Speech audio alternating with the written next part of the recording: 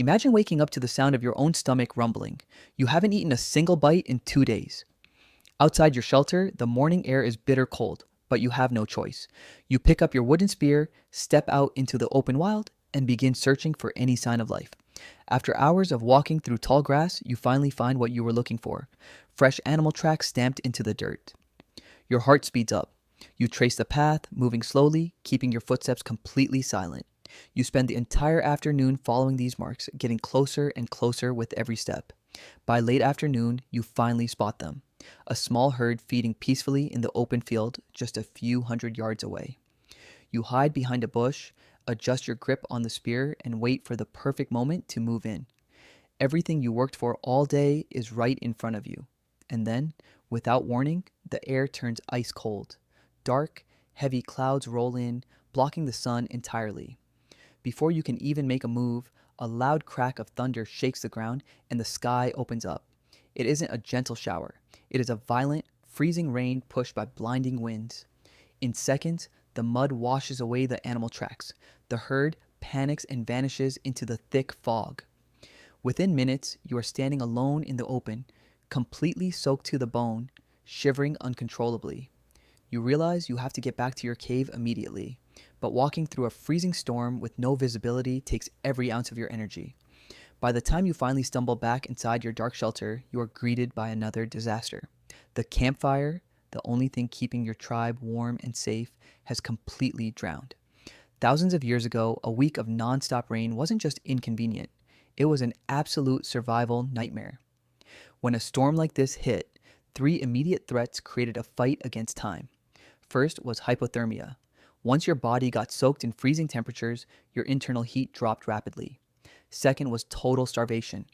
Animals stayed hidden in dense trees, meaning hunting was impossible.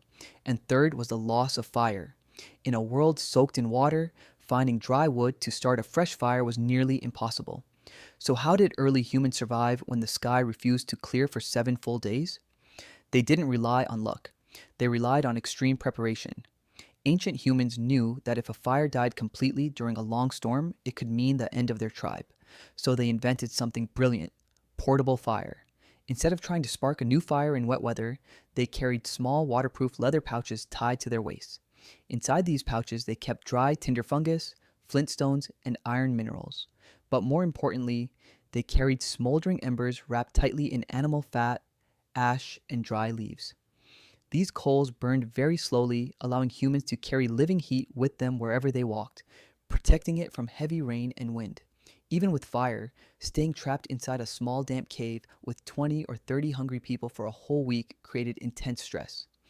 The air grew cold, food supplies ran out, and tension soared. To keep panic away and pass the time, senior hunters turned the cave walls into a place of learning. Using charcoal from the remaining coals and natural clay, they began drawing on the stone walls. They drew maps of the surrounding valleys, traced the habits of wild animals, and illustrated hunting strategies. These wall drawings weren't just art, they were survival lessons. Older hunters used these long, rainy days to teach younger members how to read animal behavior, how to track prey, and how to stay safe when the weather cleared. The constant pressure of harsh weather forced early humans to innovate faster than any other species. They crafted sharp needles from animal bones to sew thick, water-resistant leather clothing. They learned how to hang fresh meat over smoke to preserve it for days when hunting was impossible. By the 8th day, the heavy wind finally dies down. The dark clouds break apart, and warm sunlight leaks into the mouth of the cave.